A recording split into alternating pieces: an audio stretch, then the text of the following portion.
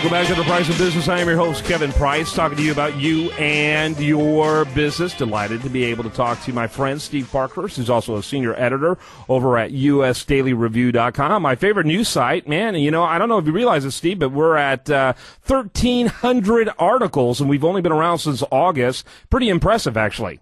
Yeah, it continues to grow every month, and it's slow but steady, and it's I think we've got a good. You can tell based on comments and social media that it's got a good, steady audience who's interested in paying attention to new content, and we have writers who get in there and kind of go back and forth and kind of create a dialogue, as opposed to most blogs being just top down where they post articles and then the writers disappear. Our writers stick around and they comment and they appreciate feedback and willing to engage in a little bit of debate when some of our writers write some more controversial things. But it's an evolving website, and it's a lot of fun to look at every day. Yeah, and in fact, I was looking at a website that sells ads for conservative blogs, and in terms of number of hits, we're now better than roughly half of the blogs in terms of number of hits. Well, well over 150,000 a month, according to my last read.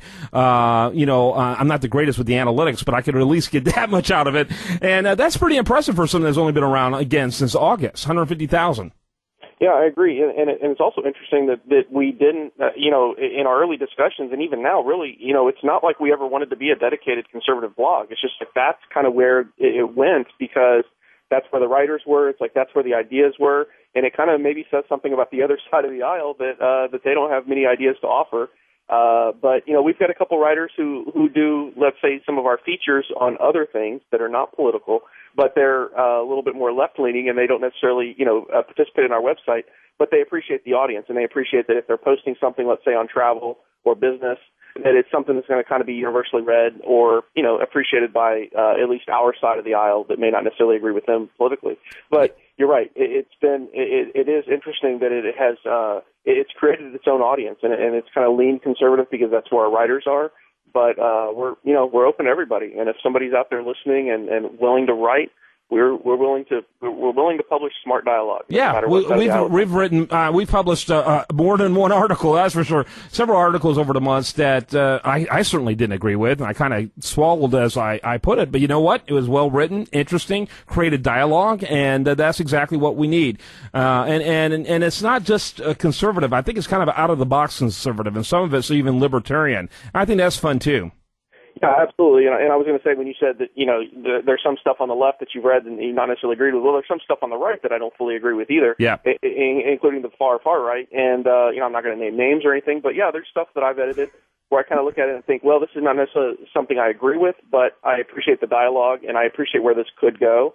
And it's like, it goes back to the First Amendment, and this is what we're all about. It's like, let's create dialogue, let's have a big, long discussion about things. We do have a couple of what they call paleo conservatives. We have a couple of those, and those, and it's like, wow. I mean, this is the 21st century. We can't keep our head in the sand. But if you want to write that, and you want to create that dialogue, go ahead, see how that goes. And it's been a lot of fun. And of course, we've had a couple of Romney fans way before being a Romney fan made sense. But that's part of it too. Let them write, and the writing's been good, and it's created stimulated discussion. So that's what it's all about. Another thing that one of my favorite features though is what you do on England across the pond. That's been fun to watch, and I know that's something that I get the sense based on what you've produced over the several months. That was something that was birthing inside of you even before we got together with the U.S. Daily Review.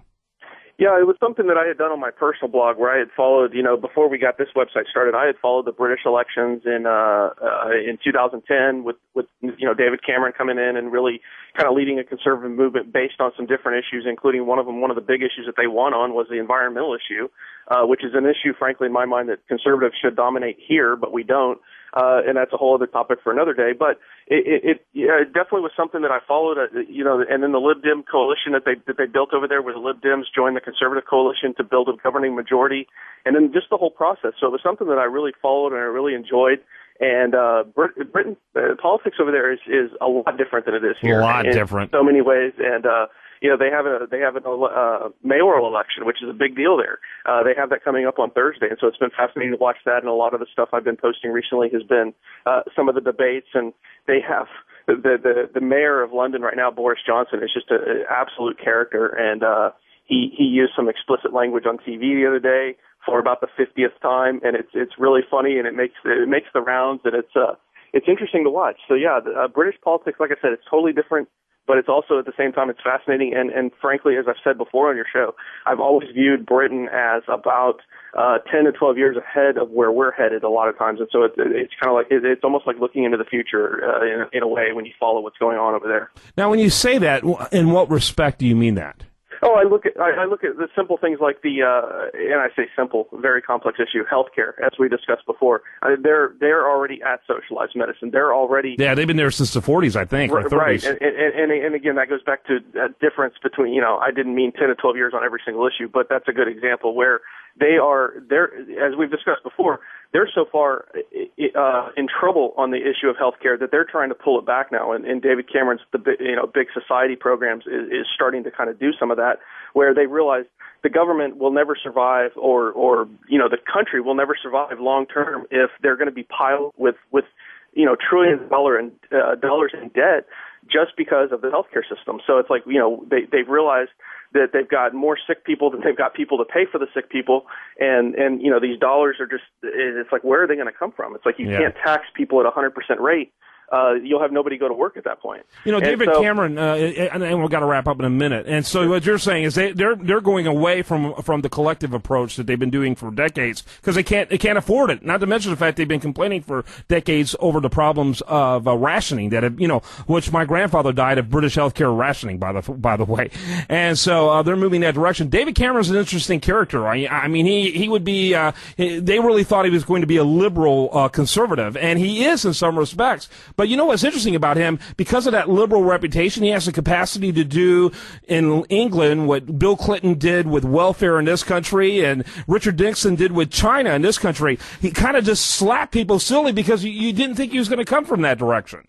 Yeah, that's absolutely true. David Cameron has been over here. They would label him a rhino, and then he would never get elected. Right. To anything. I guess he's a Tino or a Kino or a Sino. Right, exactly. And so, but again, I think there's some things, especially like I mentioned earlier, the environmental kind of approach that he's taken, where it's like he's at least gotten the conservatives into the debate on the environmental issues by leading with common sense. And what he's done on the environment is not liberal at all. Yeah. It's just that he's gotten into the arena on that issue, and so people automatically label him a Kino or whatever we would. He's an interesting guy. I think he has I don't think he's going to be Margaret Thatcher big in history, but he's going to be big. I really believe that. All right, Steve Parkhurst is his name. You can check him out over there at usdailyreview.com. Put in Steve Parkhurst, and you can see his great column across the pond. Thanks, buddy. You bet. Talk next time. When we come back, much more for you right here on The Price of Business.